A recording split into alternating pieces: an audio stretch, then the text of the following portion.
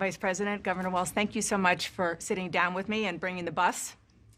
Hi, everyone. Welcome back. Hope everyone is well. Today, the hotly anticipated Kamala's first interview as the Democratic nominee with Walz. The interview was conducted by Dana Bash of CNN. Also, it appears that they released their interview on YouTube in 3 chunks of about 10 minutes each. What kind of professional news organization wouldn't just release the interview as a whole thing? Honestly, mind-boggling how shit CNN is. So let's have a look. You have less time to make your case to voters than any candidate in modern American history. The voters are really eager to hear what your plans are. If you are elected, what would you do on day one in the White House? Well, there are a number of things. I will tell you, first and foremost, one of my highest priorities is to do what we can to support and strengthen the middle class. When I look at the aspirations, the goals, the ambitions of the American people, I think that people are ready for a new way forward, in a way that generations of Americans have been fueled by hope and by optimism. I think, sadly, in the last decade, we have had in the former president someone who has really been pushing an agenda and in an environment that is about diminishing the character and the strength of who we are as Americans, really dividing our nation, and I think people are ready to turn the page on that. So what would you do day one? Day one, it's going to be about, one, implementing my plan for what I call an opportunity economy. I've already laid out a number of proposals in that regard, which include what we're going to do to bring down the cost of everyday goods, what we're going to do to invest in America's small businesses, what we're going to do to invest in families, for example, extending the child tax credit to $6,000 for families for the first year of their child's life, to help them buy a car seat, to help them buy baby clothes, a crib. Okay, I've heard enough. What about you? Hey, you there. What about you? Well, I'm excited about this agenda, too. As I said, the idea of inspiring America to what can be. And I think many of these things that the vice president's proposing are things that we share in values. And the child tax credit is one we know that reduces childhood poverty by 1/3. We did it in Minnesota. To have a federal partner in this, unbelievable, I think, in the impact that we can make. What about you? I'm sorry, I can't, Dana. What the fuck is this? Okay, I get it. He's not Hillary Clinton, Dana. But can you still try a little harder than, what about you? What about you? You are well aware that right now many Americans are struggling. There's a crisis of affordability. One of your campaign themes is we're not going back. But I wonder what you say to voters who do want to go back when it comes to the economy specifically, because their groceries were less expensive, housing was more affordable when Donald Trump was president. Well, let's start with the fact that when Joe Biden and I came in office, during the height of a pandemic, we saw over 10 million jobs were lost. People, I mean, literally, we were all tracking the numbers. Hundreds of people a day were dying because of COVID. The economy had crashed. In large part, all of that because of mismanagement by Donald Trump of that crisis. When we came in, our highest priority was to do what we could to rescue America. And today, we know that we have inflation at under 3%. A lot of our policies have led to the reality that America recovered faster than any wealthy nation around the world. But you are right. Prices, in particular for groceries, are still too high. The American people know it, I know it, which is why my agenda includes what we need to do to bring down the price of groceries. For example, dealing with an issue like price gouging. Her agenda mentions a federal ban on price gouging, and yet it is extremely vague on how that is achieved. Will they go after the profits of these corporations? Will they cap prices? I don't know. Nobody knows. It's not an actual agenda. It's just a wish list at this point. Is the wish list pointing to the right direction? Yes, but it's only an idea still. My proposal includes what would be a tax credit of $25,000 for first-time home buyers, so they can just have enough to put a down payment on a home, which is part of the American dream and their aspiration, but do it in a way that allows them to actually get on the path to achieving that goal and that dream. So you have been vice president for 3.5 years. Yeah. The steps that you're talking about now, why haven't you done them already? Oof, nice antagonistic question. Well, first of all, we had to recover as an economy, and we have done that. I'm very proud of the work that we have done that has brought inflation down to less than 3%. The work that we have done to cap the cost of insulin at $35 a month for seniors. Donald Trump said he was going to do a number of things, including allowing Medicare to negotiate drug prices. Never happened. We did it. Look, they did a good thing on insulin, and it was them, not Trump. On inflation, though, they did not do enough to curb price gouging. That So any you longer. maintain Bidenomics is a success. I maintain that when we do the work of bringing down prescription medication for the American people, including capping the cost of the annual cost of prescription medication for seniors at $2,000, when we do what we did in the first year of being in office to extend the child tax credit so that we cut child poverty in America by over 50%, when we do what we have done to invest in the American people and bringing manufacturing back to the United States so that we created over 800,000 new manufacturing jobs, bringing business back to America, what we have done to improve the supply chain so we're not relying on foreign governments to supply American families with their basic needs, I'll say that that's good work. She has worked on giving these interviews. She comes off more assertively than she did before when she was giving them as VP. Dana then proceeds to give Kamala a hard time about her changing positions on fracking. It's a valid line of inquiry. What made you change that position at the time? Well, let's be clear. My values have not changed. I believe it is very important that we take seriously what we must do to guard against what is a clear crisis in terms of the climate. And to do that, we can do what we have accomplished thus far. The Inflation Reduction Act, what we have done to invest, by my calculation, over probably $1 trillion over the next 10 years, investing in a clean energy economy. What we've already done, creating over 300,000 new clean energy jobs. That tells me, from my experience as vice president, we can do it without banning fracking. In fact, Dana, I cast the tie-breaking vote that actually increased leases for fracking as vice president. So I'm very clear about where I stand. She's very clear, folks. We're getting fracked. Another issue, big one, is immigration. As vice president, you were tasked with addressing the root causes of migration in southern countries and Northern part of Central America. the northern part Yeah. of Central America that deals with, that affects the southern border of the U.S. During the Biden-Harris administration, there were record numbers of illegal border crossings. Why did the Biden-Harris administration wait 3.5 years to implement sweeping asylum restrictions? Well, first of all, the root causes work that I did as vice president, that I was asked to do by the president, has actually resulted in a number of benefits, including historic investments by American businesses in that region. The number of immigrants coming from that region has actually reduced since we began that work. But I think she's telling the truth here. Problem is, they're coming from other places. I will say this, that Joe Biden and I and our administration worked with members of the United States Congress on an immigration issue that is very significant to the American people and to our security, which is the border. And through bipartisan work, including some of the most conservative members of the United States Congress, a bill was crafted, which we supported, which I support. And Donald Trump got word of this bill that would have contributed to securing our border, and because he believes that it would not have helped him politically, he told his folks in Congress, don't put it forward. He killed the bill. Okay, enough about the border. One other question about something that you said in 2019 when you first ran. There was a debate. You raised your hand when asked whether or not the border should be decriminalized.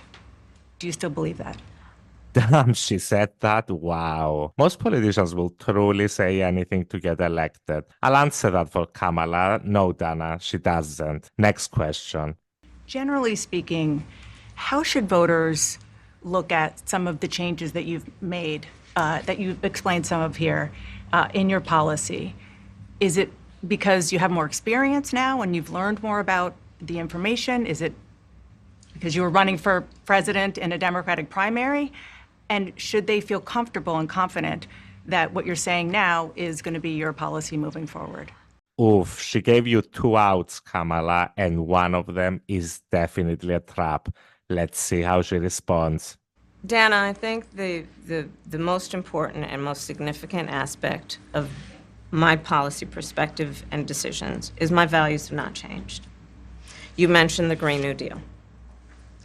I have always believed, and I have worked on it, that the climate crisis is real, that it is an urgent matter to which we should apply metrics that include holding ourselves to deadlines around time. We did that with the Inflation Reduction Act. We have set goals for the United States of America and by extension the globe around when we should meet certain standards for reduction of greenhouse gas emissions, as an example. That value has not changed. My value around what we need to do to secure our border, that value has not changed. Okay, Kamala employs the doubling down, my values have not changed, and then bury them with word salad. A valid approach. I believe it is important to build consensus, and it is important to find a common place of understanding of where we can actually solve problems. On that note, you had a lot of Republican speakers at the convention. Will you appoint a Republican to your cabinet?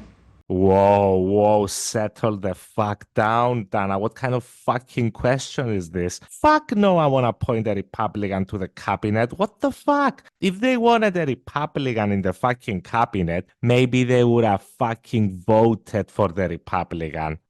She's gonna say yes, isn't she? Yes, I would. No comment. Next question. I want to ask you about your opponent, Donald Trump. Okay. I was a little bit surprised. People might be surprised to hear that you have never interacted with him, met him face to face. That's going to change soon. But Ooh, lucky Kamala, you'll soon be meeting the grab them by the pussy guy. Wow, such honors. what I want to ask you about is what he said last month. He suggested that you happened to turn black recently for political purposes, questioning a core part of your identity. Yeah. Any? Same old tired playbook. Next question, please. Let's talk about some foreign policy issues that would be on your plate if you become commander-in-chief. President Biden has tried unsuccessfully to end the war between Israel and Hamas in Gaza. He's been doing it for months and months, along with you. Would you do anything differently? For example, would you withhold some U.S. weapons shipments to Israel? That's what a lot of people on the progressive left want you to do. Let me be very clear. I am unequivocal and unwavering in my commitment to Israel's defense and its ability to defend itself. And that's not going to change. So, I mean, she's telling you exactly where she stands on this issue. So please, don't be surprised later when she doesn't do fuck all to liberate Palestinians. Is she better than Trump on this? Yes. Is she in any way, shape, or form good on this issue? Fuck no. But let's take a step back. October 7, 1,200 people were massacred. Many young people who were simply attending a music festival. Women were horribly raped. As I said then, I say today, Israel has a right to defend itself. We would. And how it does so matters. Far too many innocent Palestinians have been killed. And we have got to get a deal done. We were in Doha. We have to get a deal done. This war must end. In the meantime, and we must get a deal that is about getting the hostages out. I've met with the families of the American hostages. Let's get the hostages out. Let's get the ceasefire done. But no change in policy in terms of arms and so forth. No, we have to get a deal done.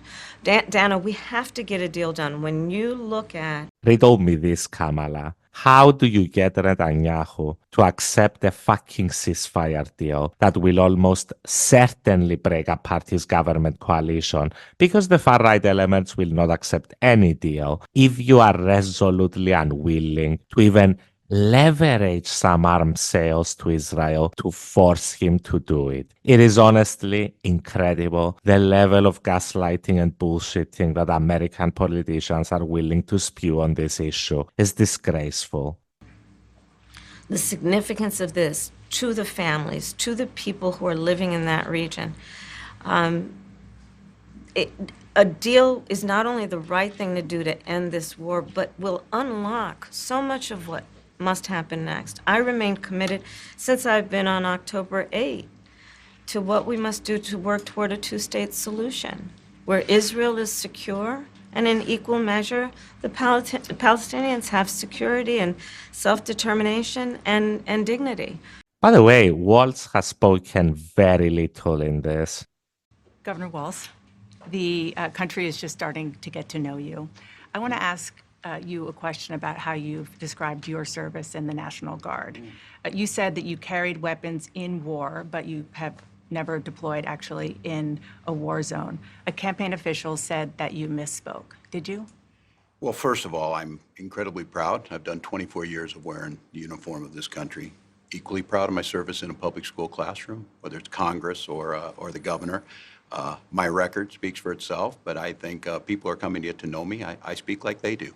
I speak candidly. I wear my emotions on my sleeves, and I speak especially passionately about our children being shot in schools and around guns. So I think people know me. They know who I am. They know where my heart is. And again, my record has been out there for over 40 years to speak for itself.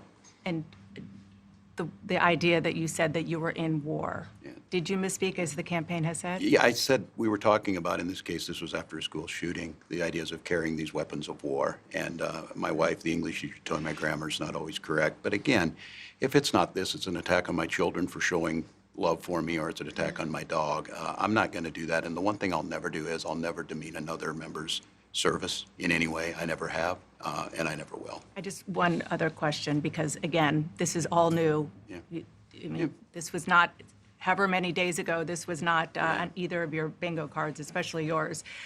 You had to clarify that you had said that you and your wife used IVF, but it turned out you used a different kind of fertility in order to have children. And then when you ran for Congress in 2006, your campaign repeatedly made false statements about a 1995 arrest for drunk and reckless driving. What do you say to voters who aren't sure whether they can take you at your word? Well, I've been very public. I think they can see my students come out, former folks I've served with, and they vouch for me. I certainly own my mistakes when I make them. The one thing I'll tell you is I wished in this country wouldn't have to do this. I spoke about our infertility issues because it's hell, and families know this. And I spoke about the treatments that were available to us that had those beautiful children there. That's quite a contrast in folks that are trying to take those rights away from us. And so I think people know who I am. They know that record. They've seen that. I've taught thousands of students. I've been out there. And I won't apologize for speaking passionately, whether it's guns in schools or protecting of reproductive rights. The contrast could not be clearer between what we're running against. The Vice President's position on this has been clear.